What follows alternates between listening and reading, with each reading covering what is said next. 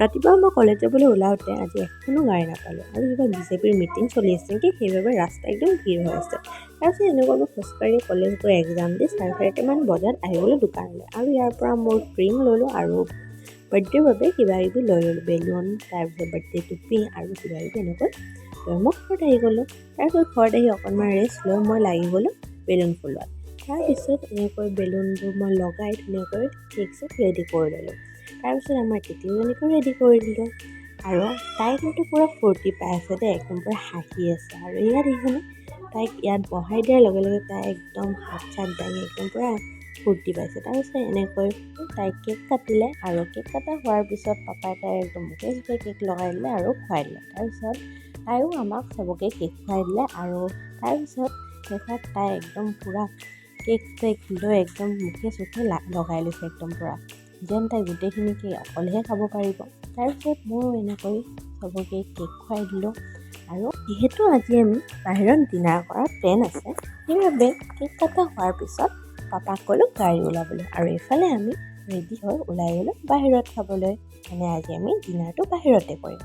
তাৰপিছত গাড়ীত উঠোঁতে ভাবিলোঁ সোণাপুৰ ৰেজৰ্টত যাম বুলি, কিন্তু মায়ে আকৌ ক'লে যিহেতু ৰাতিও হৈছে 10টা বাজি পাৰ হ'ল, এতিয়া আৰু সোণাপুৰত নাযাওঁ, ওচৰতে ক'ৰবাত খাই লওঁ বুলি।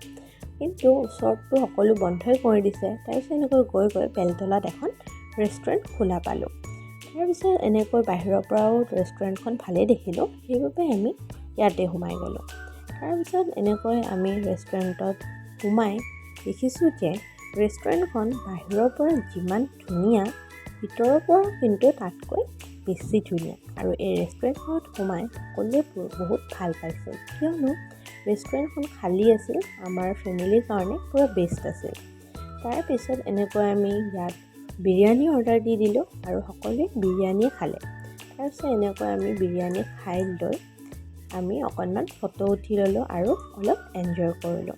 যিহেতু আমাৰ টিকলিজনীৰ বাৰ্থডে, সেইবাবে তাইও বহুত এনজয় কৰিল। তাৰপিছত এনেকৈ আমি বিল দি দিলোঁ, আৰু বিল দি এতিয়া আমি যাবলৈ ওলাইছোঁ ঘৰত।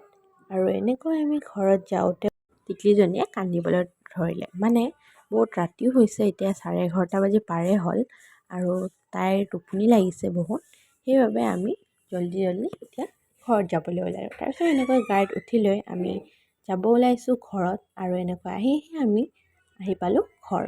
তাৰপিছত এনেকৈ গাড়ীৰ পৰা নামি লৈ আহি গ'লোঁ মই ৰুমত, আৰু ৰুমত আহি ফ্ৰেছ হোৱাৰ পিছত ভণ্টিক বোলে কিবা ফৰ্ম ফিল আপ কৰি দিব লাগে, কালি তাইৰ ৰিজাল্ট দিব, সেইকাৰণে ফৰ্ম ফিল আপ কৰি এতিয়া আমি শুই যাম। আজিলৈ ইমানেই, গুড নাইট, বাই বাই।